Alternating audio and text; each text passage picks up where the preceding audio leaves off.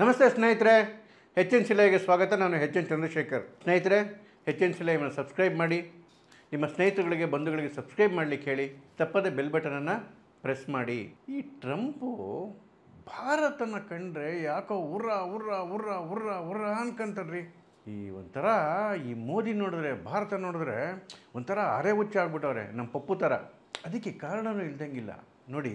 ಭಾರತ ಟ್ರಂಪ್ಗೆ ಎಷ್ಟು ಅವಮಾನ ಮಾಡಿದೆ ಅಂದರೆ, ಬಹುಶಃ ಟ್ರಂಪ್ನ ಜೀವನದಲ್ಲಿ ಅಥವಾ ಅಮೇರಿಕಾದ ಇತಿಹಾಸದಲ್ಲಿ ಯಾವುದೇ ಅಧ್ಯಕ್ಷರಿಗೆ ಯಾವುದೇ ದೇಶ ಈ ಮಟ್ಟದ ಅವಮಾನ ಮಾಡಿಲ್ಲ ರೀ. ಅಮೇರಿಕದ ಭಾವನೆ ಹೇಗಿದೆ ಅಂತ ಹೇಳಿದ್ರೆ, ಎಲ್ಲ ದೇಶಗಳು ಅದರ ಒಂಥರ ಏನೋ ಅಧೀನದಲ್ಲಿರ್ತಕ್ಕಂಥ ದೇಶಗಳು, ಎಸ್ಪೆಷಲಿ ಭಾರತ ಅಂದರೆ ಅಮೇರಿಕ ಕೇರೆ ಮಾಡ್ತಿರ್ಲಿಲ್ಲ. ಇದೊಂದು ಜೂನಿಯರ್ ಪಾರ್ಟ್ನರು, ನಾನು ಹೇಳ್ದಂಗೆ ಕೇಳ್ಕೊಂಡು ಬಿದ್ದಿರ್ತಕ್ಕಂಥ ದೇಶ ಅನ್ನೋದೇ ಅಮೇರಿಕದ ಅವತ್ತಿನ ಮನಸ್ಥಿತಿ, ಇವತ್ತಿನ ಕೂಡ ಅದೇ ಮನಸ್ಥಿತಿ.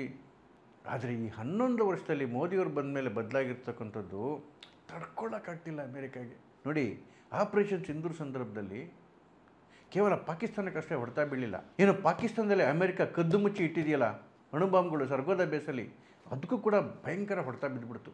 ಅದಾದಮೇಲೆ ನಾನೇ ಸೀಸ್ಫೈರ್ ಮಾಡಿಸ್ತೇನೆ ಅಂತೇಳಿ ಸುಮಾರು ಒಂದು 29-30 ಸರಿ ಬಡ್ಕೊಂಬಿಟ್ರು ಟ್ರಂಪ್. ಭಾರತ ಕೇರೆ ಮಾಡಲಿಲ್ಲ. ಅದಕ್ಕೆ ಮುಂಚೆ ರಷ್ಯಾ ಜೊತೆ ನೀವೇನಾದ್ರೂ ಆಯಿಲ್ ಪರ್ಚೇಸ್ ಮಾಡಿದ್ರೆ ನಿಮಗೆ ಸ್ಯಾಂಕ್ಷನ್ ಆಗ್ತೀವಿ ಅಂದರು. ಭಾರತ ಕೇರೆ ಮಾಡಲಿಲ್ಲ. ಇರಾನ್ ಜೊತೆ ನೀವು ಒಪ್ಪಂದ ಮಾಡ್ಕೊಂಡ್ರೆ, ಆಯಿಲ್ ಖರೀದಿ ಮಾಡಿದ್ರೆ ನಿಮ್ಮ ಸ್ಯಾಂಕ್ಷನ್ ಆಗ್ತೀವಿ ಅಂದರು. ಭಾರತ ಕೇರೆ ಮಾಡಲಿಲ್ಲ. ಒಂದಾದ್ಮೇಲೆ ಒಂದು ಅವಮಾನ ತಡ್ಕೊಳ್ಳೋಕ್ಕಾಗ್ತಿಲ್ಲ ಟ್ರಂಪ್ಗೆ. ಸರಿ, ಇನ್ನೇನು ಆಪರೇಷನ್ ಸಿಂಧೂರದಲ್ಲಂತೂ ಭಾರತದ ಡಾಮಿನೆನ್ಸು, ಅದು ಮೇಡ್ ಇನ್ ಇಂಡಿಯಾ ಶಸ್ತ್ರಾಸ್ತ್ರಗಳು, ಆ ಯುದ್ಧ ಗೆದ್ದಂತಹ ರೀತಿ, ಪಾಕಿಸ್ತಾನವನ್ನು ಅದಕ್ಕೆ ಸಪೋರ್ಟ್ ಮಾಡ್ತಿದ್ದ ಚೈನಾವನ್ನು, ಅಮೇರಿಕವನ್ನು ಧೂಳಿಪಟ ಮಾಡಿದ್ದು, ಇದು ಇಮ್ಯಾಜಿನೇ ಮಾಡ್ಕೊಳ್ಳೋಕ್ಕಾಗಲಿಲ್ಲ ದೇಶಗಳಿಗೆ. ಹೇಗಾದ್ರೂ ಮೇಲೆ ಭಾರತದ ಮೇಲೆ ಸೇಟ್ ತೀರಿಸ್ಕೋಬೇಕು ಅಂತೇಳಿ ಇಲ್ದಿದ್ದೆಲ್ಲ ಅವತಾರಾಡ್ಬಿಟ್ರು. ನಾನೇ ಸೀಸ್ಫೈರ್ ಮಾಡಿದೆ ಅಂತ ಬಡ್ಕೊಳ್ಳೋಕೆ ಶುರು ಮಾಡಿದ್ರು. ಅವನ್ಯಾರ ಕಿತ್ತೋಗಿರೋ ಫೇಲ್ಡ್ ಫೀಲ್ಡ್ ಮಾರ್ಷಲ್ಲು ಪಾಕಿಸ್ತಾನದ ಮುನೀರ, ಅವನನ್ನು ಕರ್ಕೊಂಡೋಗಿ ಅವನಿಗೆ ವೈಟ್ ಹೌಸಲ್ಲಿ ಕುಂಡಿಸ್ಕೊಂಡು ಅವನಿಗೆ ಒಂದು ಔತಣಕೂಟ ಕೊಟ್ಟರು. ಅದಾದಮೇಲೆ ಪಾಕಿಸ್ತಾನದಲ್ಲಿ ವಿಪರೀತ ಆಯಿಲ್ ಇದೆ, ನಾವು ಹೋಗಿ ಆಯಿಲ್ನ ಎಕ್ಸ್ಟ್ರಾಕ್ಟ್ ಮಾಡ್ತೀವಿ, ಮುಂದೊಂದು ದಿವಸ ಭಾರತ ಪಾಕಿಸ್ತಾನದಿಂದ ಆಯಿಲ್ ತಗೊಳ್ತಕ್ಕಂಥ ಸನ್ನಿವೇಶ ಒದಗಿ ಬರುತ್ತೆ ಅಂಥೇಳಿ ಅದೊಂಥರ ಚುಚ್ಚಿದ್ರು. ಭಾರತದ ಅದ್ಭುತವಾಗಿ ಬೆಳೆತಿರ್ತಕ್ಕಂಥ ಎಕನಾಮಿ, ಅದನ್ನು ಒಳ್ಳೆ ಗೌರವ ಕೊಟ್ಟಿದೆ, ಅದನ್ನು ಜಗತ್ತೇ ಗೌರವಿಸ್ತಾ ಇದೆ. ಅಂತಹ ಎಕನಾಮಿನ ಡೆಡ್ ಎಕಾನಮಿ ಅಂದರು. ಜೊತೆಗೆ ರಷ್ಯಾದ ಎಕನಾಮಿ ಜೊತೆ ಇವರ ಎಕನಾಮಿನೂ ನಾಶ ಆಗೋಗ್ಲಿ ಅಂದರು. ಈಗ 25% ತಾರೀಫ್ ಹಾಕಿದ್ದೀನಿ ಅಂತ ಹೇಳ್ತಾರೆ. ಆಮೇಲೆ ರಷ್ಯಾ ಜೊತೆ ಆಯಿಲ್ ಪರ್ಚೇಸ್ ಮಾಡೋದು ನಿಲ್ಲಿಸಲಿಲ್ಲ ಅಂತ ಹೇಳಿದ್ರೆ 150%ವರೆಗೂ ಪೆನಾಲ್ಟಿ ಹಾಕ್ತೀವಿ ಅಂತ ಹೇಳ್ತಿದ್ದಾರೆ. ಆದರೆ ಭಾರತ ಜಗ್ತಿಲ್ಲ, ಬಗ್ತಿಲ್ಲ, ಬರೀ ಜಗ್ಗೋದು ಬಗ್ಗೋದು ಬಿಟ್ಬಿಡಿ. 3 ದಿವಸದಿಂದ ನಡೀತಿರ್ತಕ್ಕಂಥ ವಿದ್ಯಮಾನಗಳು ನೋಡಿ.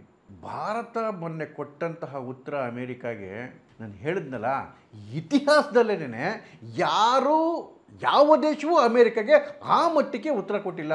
ಅಷ್ಟು ಕಠಿಣ ಶಬ್ದಗಳಲ್ಲಿ, ಈ ಡಿಪ್ಲೊಮ್ಯಾಟಿಕ್ ಲ್ಯಾಂಗ್ವೇಜಲ್ಲಿ ಹೇಳ್ತಾರೆ, ಅದಕ್ಕಿಂತ ಕೆಟ್ಟ ಪದ ಇಲ್ಲವೇ ಇಲ್ಲ ಅನ್ನಬೇಕು ಡಿಪ್ಲೊಮ್ಯಾಟಿಕ್ ಲ್ಯಾಂಗ್ವೇಜಲ್ಲಿ. ಏನಂತ ಹೇಳಿದ್ರೆ, ಮೊದಲನೇದು, ನಮ್ಮ ಭಾರತದ ಎಕ್ಸ್ಟರ್ನಲ್ ಮಿನಿಸ್ಟ್ರಿ ಒಂದು ಹೇಳಿಕೆ ಕೊಡ್ತು ಅಫಿಷಿಯಲ್ ಆಗಿ. ಏನಂತ ಹೇಳಿದ್ರೆ, ಅಮೇರಿಕಾ ಮತ್ತು ಯುರೋಪಿಯನ್ ಯೂನಿಯನ್ ಡಬಲ್ ಸ್ಟ್ಯಾಂಡರ್ಡ್ ಉಪಯೋಗಿಸ್ತಾ ಇದ್ದಾವೆ, ಡಬಲ್ ಸ್ಟ್ಯಾಂಡರ್ಡ್ ಮಾಡ್ತಾ ಇದ್ದಾವೆ.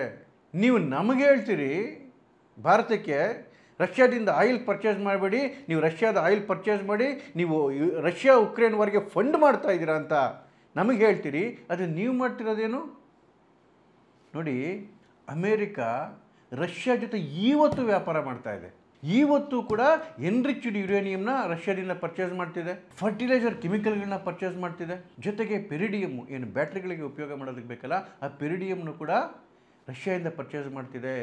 ಯುಕ್ರೇನ್ ರಷ್ಯಾ ಯುದ್ಧಕ್ಕೆ ಮುಂಚೆನೂ ಪರ್ಚೇಸ್ ಮಾಡ್ತಿತ್ತು, ಯುದ್ಧ ಶುರು ಮಾಡಿದ್ಮೇಲೂ ನಿಂತಿಲ್ಲ, ಇವತ್ತು ಕೂಡ ಪರ್ಚೇಸ್ ಮಾಡ್ತಿದೆ. ಅದೇ ರೀತಿ ಯುರೋಪಿಯನ್ ದೇಶಗಳು ಇದೇ ರಷ್ಯಾ ಹತ್ರ ಗ್ಯಾಸನ್ನು ಪರ್ಚೇಸ್ ಮಾಡ್ತಾ ಇದ್ದಾವೆ, ನ್ಯಾಚುರಲ್ ಗ್ಯಾಸನ್ನು ಪರ್ಚೇಸ್ ಮಾಡ್ತಾ ಇದ್ದಾವೆ. ಭಾರತ ಆಯಿಲ್ ಪರ್ಚೇಸ್ ಮಾಡಿದ್ರೆ ಅದು ಯುದ್ಧಕ್ಕೆ ನಾವು ಫಂಡಿಂಗ್ ಮಾಡ್ದಂಗಂತೆ, ಇವ್ರು ಪರ್ಚೇಸ್ ಮಾಡಿದ್ರೆ ಅದು ಏನು ಮಾಡ್ದಂಗಂತೆ. ಈ ಡಬಲ್ ಸ್ಟ್ಯಾಂಡರ್ಡ್ನ ಎಕ್ಸ್ಟರ್ನಲ್ ಮಿನಿಸ್ಟ್ರಿ, ಭಾರತದ ಎಕ್ಸ್ಟರ್ನಲ್ ಮಿನಿಸ್ಟ್ರಿ ಅಫಿಷಿಯಲ್ ಸ್ಟೇಟ್ಮೆಂಟಲ್ಲಿ ಉಗುರುಪ್ಪಿನಕಾಯಿ ಆಗ್ತು ಅಮೇರಿಕಾಗೆ. ಯಾರಾದರೂ ಇಮ್ಯಾಜಿನ್ ಮಾಡ್ಕೊಳ್ಳೋಕೆ ಸಾಧ್ಯ ಇದೆಯಾ ಜಗತ್ತಲ್ಲಿ? ಈ ಅಮೇರಿಕಾಗೆ ಯಾರಾದರೂ ಈ ರೀತಿ ಮಾತಾಡಲಿಕ್ಕೆ? ನೋಡಿ, ಈವನ್ 1971 ವಾರ ಆಯ್ತಲ್ಲ, ಏನು ಭಾರತದ ಪಾಕಿಸ್ತಾನ ವಾರ ಆಯಿತು, ಬಾಂಗ್ಲಾದೇಶಕ್ಕೋಸ್ಕರ ಈ ಯುದ್ಧ ನಡೀತು. ಆ ಸಂದರ್ಭದಲ್ಲೂ ಇಷ್ಟು ಕಠಿಣ ಪದಗಳನ್ನು ಅಥವಾ ಸ್ಟ್ಯಾಂಡನ್ನು ಭಾರತ ಪಡ್ಕೊಂಡಿರಲಿಲ್ಲ. ಅವಾಗ ಏನಾಗಿತ್ತು ಅಂತ ಹೇಳಿದ್ರೆ, ಭಾರತದ ಪಾಕಿಸ್ತಾನದ ಯುದ್ಧ ಆದಾಗ ಅಮೇರಿಕ ಪೂರ್ತಿ ಸಪೋರ್ಟಿಗೆ ನಿಂತ್ಕೊಂಡ್ಬಿಟ್ಟಿತ್ತು ಪಾಕಿಸ್ತಾನಕ್ಕೆ 7th ಫ್ಲೀಟ್ ಕೂಡ ಕಳಿಸಿತ್ತು. ಭಾರತ ಅದನ್ನು ವಿರೋಧ ಮಾಡಿದ್ರು ಕೂಡ ಇಷ್ಟು ಕಠಿಣ ಪದಗಳನ್ನ ಯೂಸ್ ಮಾಡಿರಲಿಲ್ಲ. ಟ್ರಂಪ್ಗೆ ಇನ್ನೊಬ್ಬರು ಮರ್ಯಾದೆ ತಗೊಂಡ್ರು ಮೊನ್ನೆ, ಅಮೇರಿಕಾದ ಅಂಬಾಸಿಡರ್ ಆಗಿದ್ರು ಭಾರತದಲ್ಲಿ, ಎರಿಕ್ ಗಾರ್ಸಿಟಿ. ಅವರು ಅಮೇರಿಕದ ರಹಸ್ಯವನ್ನು ಬಯಲು ಮಾಡಿಬಿಟ್ರು. ಅವ್ರು ಹೇಳಿದ್ರು, ಅಮೇರಿಕ ಮತ್ತು ಯುರೋಪಿಯನ್ ಯೂನಿಯನ್ಗಳು ನಿಜವಾಗ್ಲೂ ಬಯಸೋದು ಭಾರತ ರಷ್ಯಾದಿಂದ ಆಯಿಲ್ ಪರ್ಚೇಸ್ ಮಾಡಲಿ ಅಂತೇಳಿ. ಸುಮ್ಮನೆ ನಾಟಕ ಆಡ್ತಾರೆ ಆಚೆ ಕಡೆಯಿಂದ, ಮಾಡಬೇಡಿ ಅಂಥೇಳಿ. ಆದರೆ ಅಮೇರಿಕ ಬಯಸುತ್ತೆ ಭಾರತ ರಷ್ಯಾದಿಂದ ಆಯಿಲ್ ಪರ್ಚೇಸ್ ಮಾಡಲಿ ಅಂಥೇಳಿ. ಅದರ ಅರ್ಥ ಏನು ಅಂತ ಹೇಳಿದ್ರೆ, ಏನು ರಷ್ಯಾ ಮೇಲೆ ಪ್ರೀತಿ ಅಥವಾ ಭಾರತದ ಮೇಲೆ ಪ್ರೀತಿ ಅಂತ ಏನಲ್ಲ. ಅಮೇರಿಕಾಗೆ ಚೆನ್ನಾಗಿ ಗೊತ್ತು, ಇವತ್ತು ರಷ್ಯಾದ ಆಯಿಲ್ಲು ಭಾರತದ ಮುಖಾಂತರ ಜಗತ್ತಿಗೆ ಬರಲಿಲ್ಲ ಅಂತ ಹೇಳಿದ್ರೆ ಏನು ಆಯಿಲ್ ಮಾರ್ಕೆಟಲ್ಲಿ ಸ್ಕೇರ್ಸಿಟಿ ಶುರುವಾಗುತ್ತೆ, ಆಯಿಲ್ ರೇಟ್ಗಳು ವಿಪರೀತ ಜಾಸ್ತಿ ಆಗುತ್ತೆ. ರಷ್ಯಾದ ಆಯಿಲ್ ಬರಲಿಲ್ಲ ಅಂತ ಹೇಳಿದ್ರೆ ಒಂಥರ ಆಯಿಲ್ ಇನ್ಫ್ಲೇಷನ್ ಸ್ಟಾರ್ಟ್ ಆಗಿಬಿಡುತ್ತೆ. ಅಮೇರಿಕ ಆಗಲಿ, ಯುರೋಪಿಯನ್ ದೇಶಗಳಾಗಲಿ ಅಥವಾ ಜಗತ್ತಿನ ಯಾವುದೇ ದೇಶ ಆಗಲಿ ಈ ಹೊಡೆತ ತಡ್ಕೊಳ್ತಕ್ಕಂಥ ಸ್ಥಿತಿ ಒಳಗಡೆ ಇಲ್ಲ. ಅದಕ್ಕೋಸ್ಕರ ಅಮೇರಿಕಾನೇ ಇಷ್ಟಪಡುತ್ತೆ ಭಾರತ ಆಯಿಲ್ನ ತಗೊಂಡು ನಮಗೆಲ್ಲ ಸಪ್ಲೈ ಮಾಡಲಿ ಅಂತ ಹೇಳಿ. ಆದರೆ ಮೇಲ್ಗಡೆ ನಾಟಕ ಆಡುತ್ತೆ ಅಂಥೇಳಿ ಆ ದೇಶದ ಅಂಬಾಸಿಡರ್ ಆಗಿದ್ದವರು ಭಾರತದಲ್ಲಿ ಅವರು ಅಫಿಷಿಯಲ್ ಆಗಿ ಹೇಳಿಕೆಯನ್ನು ಕೊಟ್ಟರು. ಭಾರತದ ನಿಲುವು ಕೂಡ ಈ ವಿಚಾರದೊಳಗೆ ಸ್ಪಷ್ಟವಾಗಿದೆ. ಭಾರತಕ್ಕೆ ನಮ್ಮ ನ್ಯಾಷನಲ್ ಇಂಟ್ರೆಸ್ಟ್ ಮುಖ್ಯ, ರಾಷ್ಟ್ರೀಯ ಹಿತ ಮುಖ್ಯ. ನಮ್ಮ ರಾಷ್ಟ್ರೀಯ ಹಿತ ಅಂದ್ರೇನು? ನಮ್ಗೆ ಎಲ್ಲಿ ಕಡಿಮೆ ರೇಟಿಗೆ ನಮಗೆ ಆಯಿಲ್ ಸಿಗುತ್ತೆ, ಅದರಿಂದ ನಮ್ಮ ದೇಶಕ್ಕೆ ಲಾಭ ಆಗುತ್ತೆ, ನಮ್ಮ ನಾಗರಿಕರಿಗೆ ಲಾಭ ಆಗುತ್ತೆ, ನಮ್ಮ ಕಂಪ್ನಿಗಳಿಗೆ ಲಾಭ ಆಗುತ್ತೆ, ಅದನ್ನು ನಾವು ತೊಗೊಳ್ತೀವಿ. ಇದರಲ್ಲಿ ಇನ್ನೊಬ್ಬರ ಒತ್ತಡಕ್ಕೆ ಮಣಿತಕ್ಕಂಥ ಅವಶ್ಯಕತೆ ನಮಗಿಲ್ಲ. ಭಾರತ ಒಂದು ಸಾರ್ವಭೌಮ ದೇಶ, ನಮ್ಮ ಡಿಸಿಷನ್ ನಾವೇ ತೊಗೊತೀವ್ರಿ ಅಂಥೇಳಿ ಒಂದು ದೊಡ್ಡ ಸಂದೇಶವನ್ನು ಕೊಟ್ಟಿದೆ ಭಾರತ. ಎರಡನೆಯ ದೊಡ್ಡ ಹೊಡೆತ ಅಂತ ಹೇಳಿದ್ರೆ, ಭಾರತದ ಸೈನ್ಯ ಅಮೇರಿಕ ವಿರುದ್ಧ ಮಾತಾಡಿದ್ದು. ಭಾರತದ ಸೈನ್ಯದ ಏನು ಈಸ್ಟರ್ನ್ ಕಮಾಂಡ್ ಇದೆ, ಇದೊಂದು ಅಫಿಷಿಯಲ್ ಹೇಳಿಕೆ ಬಿಡುಗಡೆ ಮಾಡಿ ಹೇಳ್ತು, ಅಮೇರಿಕ 1954ರಿಂದ 1971ರವರೆಗೆ $2 ಬಿಲಿಯನ್ ಶಸ್ತ್ರಾಸ್ತ್ರಗಳನ್ನು ಪಾಕಿಸ್ತಾನಕ್ಕೆ ಪೂರೈಕೆ ಮಾಡಿದೆ ಅಂಥೇಳಿ. ಅಂದರೆ ಟೆರರ್ ಫಂಡಿಂಗ್ ಮಾಡಿದೆ. ಭಾರತದ ಸೈನ್ಯ ಹೇಳಿದ್ರಿ. ಅಂದರೆ ಅಮೇರಿಕ ಪಾಕಿಸ್ತಾನದಲ್ಲಿ ಟೆರರ್ ಫಂಡಿಂಗ್ ಬೇಕಾದ್ರೆ ಮಾಡ್ಬೋದು, ಅವರಿಗೆ ಬೇಕಾಗುತ್ತೆ ಅಂತೇಳಿ. ಭಾರತ ತನ್ನ ಒಳಿತಿಗೋಸ್ಕರ, ತನ್ನ ರಾಷ್ಟ್ರದ ಒಳಿತಿಗೋಸ್ಕರ ರಷ್ಯಾದಿಂದ ಆಯಿಲ್ ಪರ್ಚೇಸ್ ಮಾಡೋಂಗಿಲ್ಲ. ಇದೆಯಂತ ಡಬಲ್ ಸ್ಟ್ಯಾಂಡರ್ಡ್ ರೀ. ಆದರೆ ಟ್ರಂಪ್ ಏನೇ ಬಡ್ಕೊಂಡ್ರು, ಏನೇ ತಾರೀಫ್ ಅಂದರು, ಏನೇ ಪೆನಾಲ್ಟಿ ಅಂದರು, ಮೋದಿ ಬಗ್ಲಿಲ್ಲ, ಭಾರತ ಬಗ್ಗಿಲ್ಲ, ಕರಾರಾಗಿ ಉತ್ತರ ಕೊಟ್ಟಿದೆ ವಾಪಸ್ಸು ಅಮೇರಿಕಾಗೆ. ಹೌದ್ರಿ, ಇದರಿಂದ ನಮ್ಮ ಲಾಭವೂ ಇದೆ. ರಷ್ಯಾದಿಂದ ಆಯಿಲ್ ಪರ್ಚೇಸ್ ಮಾಡೋದ್ರಲ್ಲಿ ಭಾರತಕ್ಕೆ ತುಂಬ ಲಾಭ ಇದೆ ಇವತ್ತಿನ ಪರಿಸ್ಥಿತಿ ಒಳಗಡೆಗೆ. ನೋಡಿ ಏನು ಮಾಡುತ್ತೆ ಭಾರತ ಅಂದರೆ, ಭಾರತದ ಕಂಪ್ನಿಗಳು, ಅದು ಅಡಾನಿ ಇರ್ಬೋದು, ನಯಾರಾ ಇರ್ಬೋದು, ನಮ್ಮ ಭಾರತದ ಸರ್ಕಾರದ ಇಂಡಿಯನ್ ಆಯಿಲ್ ಇರ್ಬೋದು, HPCL ಇರ್ಬೋದು, BPCL ಇರ್ಬೋದು, ಇವು ಅತ್ಯಂತ ಕಡಿಮೆ ರೇಟಲ್ಲಿ ರಷ್ಯಾದಿಂದ ಕ್ರೂಡ್ ಆಯಿಲನ್ನು ಪರ್ಚೇಸ್ ಮಾಡ್ತವೆ. ಕ್ರೂಡ್ ಆಯಿಲ್ನ ಪರ್ಚೇಸ್ ಮಾಡಿ ಇಲ್ಲೇ ಅವನ್ನ ಸಂಸ್ಕರಣೆ ಮಾಡಿ ಯುರೋಪಿಯನ್ ದೇಶಗಳಿಗೆ ಮತ್ತು ಬೇರೆ ಬೇರೆ ದೇಶಗಳಿಗೆ ಹೆಚ್ಚಿನ ಮೊತ್ತಕ್ಕೆ ಮಾರಾಟ ಮಾಡ್ತವೆ. ಕಂಪ್ನಿಗಳಿಗೂ ಲಾಭ, ದೇಶಕ್ಕೂ ಲಾಭ, ಜೊತೆಗೆ ದೇಶದ ಇಂಟರ್ನಲ್ ಮಾರ್ಕೆಟ್ಗೆ ಕಡಿಮೆ ಬೆಲೆಯಲ್ಲಿ ಆಯಿಲ್ ಸಿಗುವಾಗಿದೆ. ಇವತ್ತು ಜಗತ್ತಿನ ಎಲ್ಲ ದೇಶಗಳು ಪೆಟ್ರೋಲ್ ಡೀಸೆಲ್ ಪ್ರೈಸಲ್ಲಿ ತತ್ತರಿಸೋಗಿದ್ದಾಗ ಭಾರತದಲ್ಲಿ ಸ್ಟೇಬಲ್ ಆಗಿ ಉಳ್ಕೊಂಡಿದೆ. ಕಾರಣ ಏನು? ನಮ್ಮ ದೇಶದ ಸರ್ಕಾರ ನಮ್ಮ ದೇಶದ ಇಂಟ್ರೆಸ್ಟನ್ನು ನೋಡಿದ್ದು, ಅಮೆರಿಕದ ಒತ್ತಡಕ್ಕೆ ಬಗ್ದೇ ಇದ್ದಿದ್ದು, ಕ್ಯಾರೆ ಅಂದೇ ಇದ್ದಿದ್ದು. ನಮ್ಮ ಫಾರಿನ್ ಮಿನಿಸ್ಟ್ರಿಯ ಸ್ಪೋಕ್ಸ್ ಪರ್ಸನ್ನು ರಣದೀಪ್ ಜೈಸ್ವಾಲ್ ಭಾಳ ಸ್ಪಷ್ಟ ಶಬ್ದಗಳಲ್ಲಿ ಹೇಳಿದರು, ನಮಗೆ ನಮ್ಮ ರಾಷ್ಟ್ರೀಯ ಹಿತವೂ ಮುಖ್ಯ. ಅದರರ್ಥ ಅಮೇರಿಕದ ಮತ್ತು ಯುರೋಪಿಯನ್ ಯೂನಿಯನ್ನ ಡಬಲ್ ಸ್ಟ್ಯಾಂಡರ್ಡ್ಸ್ನ ನಾವು ಒಪ್ಪೋದಿಲ್ಲ. ನಿಮ್ಮ ಹಿಪೋಕ್ರಸಿಯನ್ನು ಅಂದರೆ ಹೇಳೋದೊಂದು ಮಾಡೋದೊಂದು, ಇದನ್ನು ಭಾರತ ಒಪ್ಪೋದಿಲ್ಲ. ಇನ್ನೂ ನೋಡಿ, ಮೊನ್ನೆ ನಮ್ಮ ವಿದೇಶಾಂಗ ಸಚಿವ ಎಸ್ ಜೈಶಂಕರ್ ಒಂದು ಸಮಾರಂಭದಲ್ಲಿ ಒಳ್ಳೆ ಮಾತಾಡಿದ್ರು. ಜಗತ್ತಲ್ಲಿ ಇವತ್ತು ಒಂದು ದೇಶದ ಪ್ರಭುತ್ವ ಮುಗಿದೋಗಿದೆ. ಇವತ್ತಿನ ವರ್ಲ್ಡ್ ಆರ್ಡರ್ ಮಲ್ಟಿಪೋಲಾರ್ಡ್. ಎಲ್ರಿಗೂ ಗೌರವ ಕೊಡಬೇಕು, ಎಲ್ರಿಗೂ ಅವರವರ ಯೋಗ್ಯತೆಗನುಸಾರ ಗೌರವ ಕೊಡಬೇಕು. ಯಾವಾಗ ಭಾರತ ಈ ಮಟ್ಟದಲ್ಲಿ ಟಕ್ಕರ್ ಕೊಡ್ಲಿಕ್ಕೆ ಶುರು ಮಾಡ್ತು ಟ್ರಂಪ್ಗೆ, ಅಮೇರಿಕಾಗೆ, ರಷ್ಯಾ ಕೂಡ ಮೊನ್ನೆ ಒಂದು ಹೇಳಿಕೆಯನ್ನು ಬಿಡುಗಡೆ ಮಾಡಿಬಿಡ್ತು. ಅಮೇರಿಕಾಗೆ ಹೇಳ್ತು, ನೀವು ಯಾರನ್ನ ಹೆದರಿಸ್ತೀರ್ರಿ, ನಿಮಗೆ ಭಾರತವನ್ನು ಎದುರಿಸೋದಕ್ಕೆ ನೈತಿಕತೆಯೇ ಇಲ್ಲ, ನಾವೆಲ್ಲ ಬ್ರಿಕ್ಸ್ ದೇಶಗಳು ಗಟ್ಟಿಗೆ ನಿಂತಿದ್ದೇವೆ. ಈ ಬ್ರಿಕ್ಸ್ ಅಂತಕ್ಕಂಥ ಪದ ಕಿವಿಗೆ ಬಿದ್ದರೆ ಸಾಕು, ಟ್ರಂಪ್ಗೆ ಎದೆ ಜಲ್ ಅಂದ್ಬಿಡುತ್ತೆ.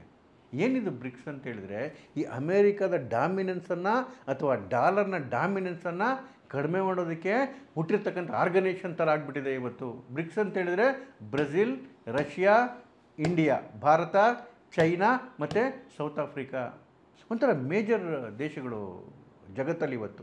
ಈ ದೇಶಗಳು 5 ದೇಶಗಳು ಬ್ರೆಜಿಲ್, ರಷ್ಯಾ, ಭಾರತ, ಚೈನಾ ಮತ್ತು ಸೌತ್ ಆಫ್ರಿಕಾ, ಈ ದೇಶಗಳು ಅಮೆರಿಕಾಗೆ ಸೆಡ್ಡೋಡೋದು ನಿಂತ್ಬಿಟ್ಟಿದ್ದಾವೆ. ಇವತ್ತು ಅಮೆರಿಕನ್ ಡಾಲರ್ಗೆ ಸೆಡ್ಡೋಡು ನಿಂತ್ಬಿಟ್ಟಿದ್ದಾವೆ. ಟ್ರಂಪ್ಗೆ ಅದೇ ಭಯ ಇರ್ತಕ್ಕಂಥದ್ದು. ಈ ಏನು ಅಮೆರಿಕದ ಡಾಲರ್ನ ಡಾಮಿನೆನ್ಸ್ ಇತ್ತು, ಇದನ್ನು ಕೊನೆಗಾಣಿಸುತ್ತೆ ಬ್ರಿಕ್ಸಿಂದನೇ ಈಗ ಒಂದು ಸಪ್ರೇಟ್ ಕರೆನ್ಸಿನೇ ಶುರು ಮಾಡಬೇಕು ಅಂತಾಗಿದೆ. ಜೊತೆಗೆ ಭಾರತದ UPI ಏನಿದೆ, ಡಿಜಿಟಲ್ ಪೇಮೆಂಟು, ಇದು ಜಗತ್ತಿನ ಬೇರೆ ಬೇರೆ ದೇಶಗಳಿಗೆ ಹರಡ್ಕೊಂಡು ಹೋಗ್ತಾ ಇದೆ. ಮೋದಿಯವರು ಯಾವ್ಯಾವ ದೇಶಕ್ಕೆ ಪ್ರವಾಸ ಮಾಡ್ತಾರೆ ಅಲ್ಲೆಲ್ಲವನ್ನು ಕೂಡ ಆ UPI ಪೇಮೆಂಟ್ನ ಆ ದೇಶದಲ್ಲಿ ಅಕ್ಸೆಪ್ಟೆನ್ಸ್ ಆಗೋ ಥರ ಮಾಡ್ಕೊತಾರೆ. ಇವತ್ತು ಹಲವಾರು ದೇಶಗಳಲ್ಲಿ ಭಾರತದ UPI, ಭಾರತದ ಕರೆನ್ಸಿ ಅಂದರೆ ಭಾರತದ ಡಿಜಿಟಲ್ ಮನಿ ಅಕ್ಸೆಪ್ಟ್ ಆಗ್ತಾ ಇದೆ. ಅಂದರೆ ಒಂಥರ ಡಾಲರಿಗೆ ಸೆಡ್ಡೊಡ್ದಂಗೆನೇ ಡಾಲರ್ ಮಾತ್ರನೇ ಎಲ್ಲ ದೇಶಗಳು ಅಕ್ಸೆಪ್ಟ್ ಇತ್ತು ಇಲ್ಲಿವರೆಗೂ. ಬೇರೆ ಯಾವ ದೇಶದ ಕರೆನ್ಸಿನ ಅಕ್ಸೆಪ್ಟ್ ಇರಲಿಲ್ಲ ಭಾಳಷ್ಟು ದೇಶಗಳಲ್ಲಿ. ಇವತ್ತು ಭಾರತದ ಡಿಜಿಟಲ್ ಕರೆನ್ಸಿ, ನಮ್ಮ ಕರೆನ್ಸಿ ಇವತ್ತು ಅಕ್ಸೆಪ್ಟ್ ಆಗ್ತಾ ಇದೆ. ಜೊತೆಗೆ ಬ್ರಿಕ್ಸಿಂದನೇ ಕರೆನ್ಸಿ ತರಬೇಕು ಅಂತಕ್ಕಂಥ ಒಂದು ಚಿಂತನೆ ನಡೆದಿದೆ. ಇದು ಕೂಡ ಟ್ರಂಪ್ಗೆ ಬೆಂಕಿ ಇಟ್ಬಿಟ್ಟಿದೆ ಒಳಗಡೆ. ಬ್ರಿಕ್ಸಲ್ಲಿ ಭಾರತ, ಚೈನಾ ಮತ್ತು ರಷ್ಯಾ ಒಂದುಗೂಡಿರೋದು ಅಮೆರಿಕಕ್ಕೆ ತಡ್ಕೊಳ್ಳೋಕ್ಕಾಗ್ತಿಲ್ಲ. ಜೊತೆಗೆ ಭಾರತದ ಶಕ್ತಿ ಅಂತೂ ವಿಪರೀತ ಜಾಸ್ತಿ ಆಗಿಬಿಟ್ಟಿದೆ ರೀ. ಇವತ್ತು ನೋಡಿ ಅಮೆರಿಕ ಚೈನಾಗಿಂತ ಭಾರತಕ್ಕೆ ಭಾಳ ಹೆದರ್ತಾ ಇದೆ. ಕಾನ್ಸಂಟ್ರೇಷನ್ನು ಚೈನಾದಿಂದ ಭಾರತದ ಕಡೆಗೆ ಹರಿದುಬಿಟ್ಟಿದೆ. ನೀವು ಇವತ್ತಿನ ಸ್ಟೇಟ್ಮೆಂಟ್ಗಳನ್ನ ನೋಡಿ, ಇತ್ತೀಚಿನ ಸ್ಟೇಟ್ಮೆಂಟ್ಗಳನ್ನ ಟ್ರಂಪ್ದು ಕೇವಲ ಭಾರತವನ್ನೇ ಟಾರ್ಗೆಟ್ ಮಾಡ್ತಾ ಇದ್ದಾರೆ. ಯಾಕೆ ಅಂತ ಹೇಳಿದ್ರೆ ಅವ್ರಿಗೆ ಅನ್ಸಕ್ಕೆ ಶುರು ಮಾಡಿಬಿಟ್ಟಿದೆ ಫ್ಯೂಚರಲ್ಲಿ ಚೈನಾ ಅಲ್ಲ ನಮಗೆ ಥ್ರೆಟ್ಟು, ಭಾರತ. ಎಸ್ಪೆಷಲಿ ಆಪರೇಷನ್ ಸಿಂಧೂರ ಆದಮೇಲೆ ಭಾರತದ ಸೈನ್ಯದ ಶಕ್ತಿ, ಡಿಫೆನ್ಸ್ ಶಕ್ತಿ, ಇಲ್ಲಿನ ಮೇಡ್ ಇನ್ ಇಂಡಿಯಾ ಶಸ್ತ್ರಾಸ್ತ್ರಗಳು, ಕರಾರುವಕ್ಕಾಗಿ ಮೂಡಿಬಂದಂತಹ ನಮ್ಮ ಟೆಕ್ನಾಲಜಿ, ಜೊತೆಗೆ ಅಮೇರಿಕಾದ ಏನು ಡಿಫೆನ್ಸ್ ಸಿಸ್ಟಮ್ಗಳನ್ನ, ರಾಡರ್ಗಳನ್ನ, ಚೈನಾದ ಏರ್ ಡಿಫೆನ್ಸ್ ಸಿಸ್ಟಮು, ರಾಡರ್ಗಳನ್ನ ಕಣ್ಣಿಗೆ ಕಾಣದೇ ಇರೋ ರೀತಿ ಹೋಗಿ ಅವರದ್ದೇ ನೆಲೆಗಳನ್ನು ನಾಶ ಮಾಡಿರೋ ರೀತಿ ಇದು ಇವತ್ತಿಗೂ ಅವರಿಗೆ ಡೈಜೆಸ್ಟ್ ಮಾಡ್ಕೊಳ್ಳೋಕ್ಕಾಗ್ತಿಲ್ಲ. ಜೊತೆಗೆ ಎಕನಾಮಿನಲ್ಲೂ ಕೂಡ ಭಾರತ ಭಾಳ ದೊಡ್ಡ ಮಟ್ಟದ ಪ್ರಗತಿ ಸಾಧಿಸ್ಬಿಟ್ಟಿದೆ. ಮ್ಯಾನುಫ್ಯಾಕ್ಚರಿಂಗಲ್ಲಿ ದೊಡ್ಡ ಹಬ್ಬಾಗಿ ಬೆಳೆದ್ಬಿಟ್ಟಿದೆ. ಟೆಕ್ನಾಲಜಿಲಿ ವಿಪರೀತ ದೊಡ್ಡ ಹಬ್ಬಾಗಿ ಬೆಳೆದ್ಬಿಟ್ಟಿದೆ. ಇದು ಅವರಿಗೆ ಡೈಜೆಸ್ಟ್ ಮಾಡ್ಕೊಳ್ಳೋಕೆ ಆಗ್ತಿಲ್ಲ. ಹಾಗಾಗಿನೇ ಚೈನಾಗಿಂತ ದೊಡ್ಡ ಥ್ರೆಟ್ ಅನ್ನಿಸ್ತಾ ಇರೋದು ಭಾರತ ಈ ಟ್ರಂಪ್ಗೆ. ಬರೀ ಥ್ರೆಟ್ ಅಷ್ಟೇ ಅಲ್ಲ, ಕೇರೇ ಮಾಡ್ತಿಲ್ಲ ಟ್ರಂಪ್ನ. ಜೊತೆಗೆ ಈ ರಷ್ಯಾ ಮತ್ತು ಭಾರತದ ಏನು ಆತ್ಮೀಯ ಮೈತ್ರಿ ಇದೆಯಲ್ಲ, ಇದು ಕೂಡ ಅವ್ರಿಗೆ ಸಹಿಸ್ಕೊಳ್ಳೋಕ್ಕಾಗಲ್ಲ ರೀ. ಯಾಕೆ ಅಂತ ಹೇಳಿದ್ರೆ ನಮ್ಗೊಂಥರ ರಷ್ಯಾ ಆಲ್ ವೆದರ್ ಫ್ರೆಂಡ್, ಯಾವತ್ತೂ ಕೂಡ ನಂಬೋದಂತಹ ಏಕೈಕ ರಾಷ್ಟ್ರ, ಅಥವಾ ಅದರೊಳಗಡೆ ಇಸ್ರೇಲ್ನ ಸೇರಿಸ್ಬಿಡ್ಬೋದು. ಬಟ್ ಇವತ್ತಿನ ಕಂಟೆಸ್ಟಲ್ಲಿ ಭಾರತ ಮತ್ತು ರಷ್ಯಾದ ಸ್ನೇಹ ಇದೆಯಲ್ಲ, ಅದು ಡೈಜೆಸ್ಟ್ ಆಗ್ತಾಯಿಲ್ಲ ಅಮೇರಿಕಾಗೆ. ಈಗ ನೋಡಿ, ಪುಟಿನ್ ಈ ವರ್ಷದ ಕಡೆಯಲ್ಲಿ ಭಾರತಕ್ಕೆ ಬರ್ತಾ ಇದ್ದಾರೆ. 5th ಜನರೇಷನ್ ಫೈಟರ್ ಜೆಟ್ಗಳಿದಾವಲ್ಲ, ಈ ವಿಚಾರದಲ್ಲಿ ಭಾರತ ಜೊತೆ ಒಡಂಬಡಿಕೆ ಆಗ್ತದೆ ಅಂತ ಹೇಳಿ ಹೇಳ್ತಾ ಇದ್ದಾರೆ. ಅಂದರೆ 5th ಜನರೇಷನ್ ಫೈಟರ್ ಜೆಟ್ಸ್ದು ಟೆಕ್ನಾಲಜಿ ಟ್ರಾನ್ಸ್ಫರ್ ಆಗುತ್ತೆ ಭಾರತಕ್ಕೆ, ಭಾರತದಲ್ಲೇ ಪ್ರೊಡಕ್ಷನ್ ಆಗುತ್ತೆ, ಮೇಡ್ ಇನ್ ಇಂಡಿಯಾದಲ್ಲಿ.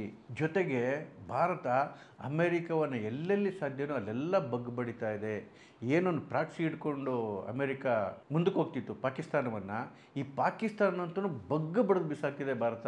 ಒಂಥರ ಅಮೇರಿಕಾಗೆ ಮರ್ಯಾದೆನೇ ಇಲ್ದಂಗೆ ಹೋಗಿದೆ. ಯಾಕೆ ಅಂತ ಹೇಳಿದ್ರೆ ಅಮೇರಿಕಾ ಸಪೋರ್ಟ್ ಇರ್ತಕ್ಕಂಥ ಒಂದು ದೇಶವನ್ನು ಯಾರೂ ಮುಟ್ಟಕ್ಕಾಗಲ್ಲ ಅಂತಕ್ಕಂಥ ವಾತಾವರಣ ಇತ್ತು. ಅಂತಹ ಪರಮಾಪ್ತ ರಾಷ್ಟ್ರ ಪಾಕಿಸ್ತಾನವನ್ನು ಹಿಗ್ಗಾಮುಗ್ಗ ಹೊಡೆದು ಬಿಸಾಕ್ತಾ ಇದೆ. ಉಸಿರು ಬಿಡೋಕ್ಕೆ ಬಿಡ್ತಿಲ್ಲ. ಇವತ್ತು ಒಂದು ಅವರು ಮಿಲ್ಟ್ರಿನ ನಾಶ ಮಾಡಿದೆ, ಅಲ್ಲಿನ ಪೊಲಿಟಿಕಲ್ ಸಿಸ್ಟಮ್ನು ಇವತ್ತು ಹೇಳ ಹೆಸರಿಲ್ದಂಗೆ ಹೋಗಿದೆ. ಅಲ್ಲೇ ದೇಶದಲ್ಲಿ ವಿವಿಧ ಭಾಗಗಳಾಗಿ ಚೂರ್ಚೂರಾಗೋಗ್ತಕ್ಕಂಥ ಪರಿಸ್ಥಿತಿ ನಿರ್ಮಾಣ ಆಗೋಗಿದೆ. ಅದರಿಂದನೂ ಭಾರತ ಇದೆ ಅಂತೇಳಿ ಒಂದು ಅನುಮಾನ ಟ್ರಂಪ್ಗೆ. ಪಾಕಿಸ್ತಾನದ ಎಕನಾಮಿನ ಛಿದ್ರ ಮಾಡಿಟ್ಬಿಟ್ಟಿದೆ ಭಾರತ. ಹೀಗೆ ತನ್ನ ಪರಮಾಪ್ತ ದೇಶವನ್ನು ನುಚ್ಚುರನ್ನು ಮಾಡಾಕಿದೆ ಭಾರತ. ಇದು ಕೂಡ ಸಹಿಸ್ಕೊಳ್ಳೋಕ್ಕಾಗ್ತಿಲ್ಲ ಟ್ರಂಪ್ಗೆ. ಹಾಗಾಗೇ ತನ್ನೊಳಗಡೆ ಇರ್ತಕ್ಕಂಥ ಎಲ್ಲ ವಿಷಯನ ಕಕ್ಕಕ್ಕೆ ಹೋಗ್ತಾರೆ. ಕಕ್ಕಿದ್ದಕ್ಕೆ ಉತ್ತರ ಏನು ಸಿಕ್ತು? ಐತಿಹಾಸಿಕ ಉತ್ತರ ಭಾರತದಿಂದ. ಹೇಳಿದ್ನಲ್ಲ, ಅಮೇರಿಕದ ಇತಿಹಾಸದಲ್ಲಿ ಯಾವುದೇ ಅಧ್ಯಕ್ಷರಿಗೆ ಯಾವುದೇ ಒಂದು ದೇಶ ಈ ರೀತಿಯ ಕಠಿಣವಾದ ಕಠೋರವಾದಂಥ ಉತ್ತರವನ್ನು ಕೊಟ್ಟಿರಲಿಲ್ಲ, ಭಾರತ ಕೊಡ್ತು. ಜೊತೆಗೆ ಮತ್ತೆ ಹೇಳ್ತಾ ಇದ್ದೀನಿ, ನೀನು 25% ಟ್ಯಾರಿಫ್ ಮಾಡ್ಕೊತೀಯ, ಮಾಡ್ಕೋ ಹೋಗು. ನಮಗೆ ನಮ್ಮ ದೇಶದ ಹಿತವೇ ಮುಖ್ಯ, ನಮ್ಮ ರೈತರೇ ಮುಖ್ಯ, ಮತ್ತು ನಮ್ಮ ಹೈನುಗಾರರೇ ಮುಖ್ಯ. ನೋಡಿ, 25ನೇ ತಾರೀಕು, ಆಗಸ್ಟ್ 25ನೇ ತಾರೀಕು ಅಮೆರಿಕದ ಡೆಲಿಗೇಷನ್ ಬರ್ತಾ ಇದೆ ಭಾರತಕ್ಕೆ, ಇದೇ ರೀತಿ ಏನು ಈ ತಾರಿಫ್ ಬಗ್ಗೆ ಮತ್ತು ಟ್ರೇಡ್ ಬಗ್ಗೆ ಮಾತಾಡೋದಕ್ಕೆ. ಬಟ್ ಭಾರತ ತನ್ನ ಇಂಟೆನ್ಷನ್ನ ಸ್ಪಷ್ಟವಾಗಿ ಹೇಳಿಬಿಟ್ಟಿದೆ. ಯಾವುದೇ ಕಾರಣಕ್ಕೂ ಅಗ್ರಿಕಲ್ಚರ್ ಸೆಗ್ಮೆಂಟನ್ನು ಮತ್ತು ಡೈರಿ ಸೆಗ್ಮೆಂಟನ್ನು ನಾವು ಓಪನ್ ಮಾಡೋದಿಲ್ಲ.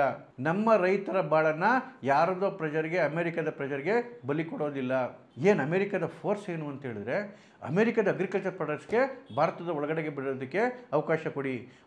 ಅಮೆರಿಕದ ಡೈರಿ ಪ್ರಾಡಕ್ಟ್ಗಳಿಗೆ ಹಾಲು ಮತ್ತು ಹಾಲಿನ ಉತ್ಪನ್ನಗಳಿಗೆ ಭಾರತದ ಮಾರ್ಕೆಟ್ನ ಬಿಟ್ಕೊಡಿ ಅಂತೇಳಿ ಭಾರತ ಹೇಳ್ತಾ ಇದೆ, ಮೋದಿ ಹೇಳ್ತಾ ಇದ್ದಾರೆ, ಯಾವುದೇ ಕಾರಣಕ್ಕೂ ನಮ್ಮ ರೈತರ ವಿಚಾರದಲ್ಲಿ ಕಾಂಪ್ರಮೈಸ್ ಮಾಡ್ಕೊಳ್ಳಲ್ಲ, ಭಾರತದೊಳಗಡೆಗೆ ನುಸ್ಲೋಕ್ಕೂ ಬಿಡೋದಿಲ್ಲ ನಿಮ್ಮ ಅಗ್ರಿಕಲ್ಚರ್ ಪ್ರಾಡಕ್ಟ್ನ ಮತ್ತು ಡೈರಿ ಪ್ರಾಡಕ್ಟ್ಗಳನ್ನ ಅಂತೇಳಿ. ಅದಕ್ಕೇ ಇಷ್ಟೊಂದು ಬಡಬಡಿಸ್ತಾ ಇರೋದು ಟ್ರಂಪ್, ಹೆಂಗಾನ ಮಾಡಿ ಭಾರತವನ್ನು ಬಗ್ಸೋಣ ಅಂತೇಳಿ. ಇವತ್ತು ಭಾರತದ ಕಾರಣದಿಂದ ಇಡೀ ಜಗತ್ತಲ್ಲಿ ಟ್ರಂಪಿನ ಮರ್ಯಾದೆ ಹೊರಟೋಗಿದೆ.